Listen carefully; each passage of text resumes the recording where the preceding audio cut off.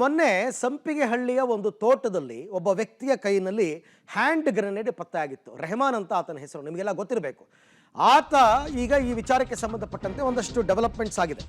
ಸಂಪಿಗೆಹಳ್ಳಿ ಹೋಟೆಲ್ನಲ್ಲಿ ಸ್ಫೋಟಕ ಪತ್ತೆಯ ಪ್ರಕರಣಕ್ಕೆ ಸಂಬಂಧಪಟ್ಟಂತೆ ಈ ಜೀವಂತ ಸ್ಫೋಟಕದ ಬಗ್ಗೆ ಪೊಲೀಸರು ತನಿಖೆಯನ್ನು ಚುರುಕುಗೊಳಿಸಿದ್ದಾರೆ. ದೇಶೀಯ ಆರ್ಗ್ಯಾನಿಕ್ ಮಾದರಿಯ ಕೆಮಿಕಲ್ ಅನ್ನು ಇದಕ್ಕೆ ಬಳಕೆ ಮಾಡಿದಾರಂತೆ. ಅದೇನೋ TNT, ಟ್ರೈನೈಟ್ರೋಟೋಲಿಯನ್ ಅಂತ. TNT ಅಂದರೆ ಟ್ರೈನೈಟ್ರೋಟೋಲಿಯನ್, ಇದನ್ನ ಬಳಕೆ ಮಾಡಿದಾರಂತೆ.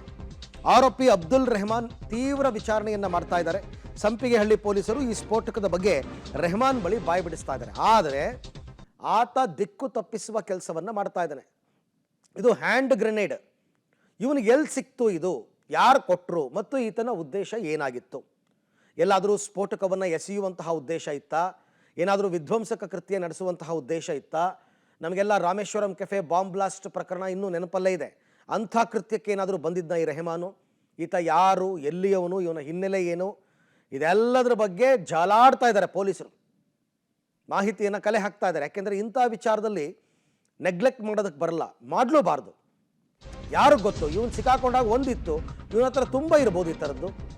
ಆದರೆ ವಿಚಾರಣೆಯ ವೇಳೆ ಆರೋಪಿ ಅಬ್ದುಲ್ ನಾಟಕವನ್ನು ಆಡ್ತಾ ಇದ್ದಾನೆ. ಅಬ್ದುಲ್ ರೆಹಮಾನ್ ಅಸ್ಪಷ್ಟ ಉತ್ತರವನ್ನು ಕೊಡ್ತಾ ಇದ್ದಾನೆ. ಅಬ್ದುಲ್ ರೆಹಮಾನ್ ಸಾಮಾನ್ಯ ಆರಂಭದಲ್ಲಿ ಹೀಗೆ ಎಲ್ಲರೂ ಒಂದ್ಸರ್ತಿ ಯಾರೋ ಕೊಟ್ಟರು, ಅಲ್ಲಿ ಎಸ್ದು ಹೋಗು ಅಂತ ಹೇಳಿದ್ರು ಅಂತ ಹೇಳ್ತಾನೆ.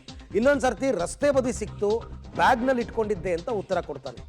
ಇನ್ನು ಪತ್ತೆಯಾದ ಕೆಮಿಕಲ್ ಮಾದರಿಯ ಸ್ಫೋಟಕದ ಪರಿಶೀಲನೆ ಕೂಡ ಆಗಿದೆ. ಹೇಳಿದ್ನಲ್ಲ, TNT ಅಂತ, ಟ್ರೈನೈಟ್ರೋಟೋಲಿಯನ್ ಅಂತ, ಅದನ್ನೇನೋ ಬಳಸಿದಾರಂತೆ. ಈಗ ಅದನ್ನು FSL ಕೂಡ ಕಳಿಸಿದ್ರು. FSLನಿಂದ ಕೆಮಿಕಲ್ ಮಾದರಿಯ ಪರಿಶೀಲನೆ ಕೂಡ ಆಗ್ತಾ ಇದೆ. ಅದು ಗೊತ್ತಾಗಬೇಕು, ಈ ರೀತಿ ಕೆಮಿಕಲನ್ನು ಎಲ್ಲಿ ಬಳಸ್ತಾರೆ ಸಾಮಾನ್ಯವಾಗಿ.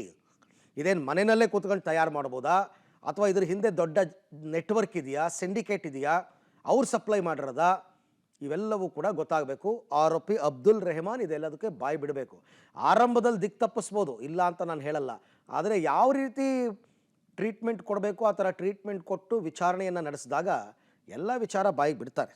ಸದ್ಯದಲ್ಲೇ ಆಗುತ್ತೆ ಅದು ಕೂಡ.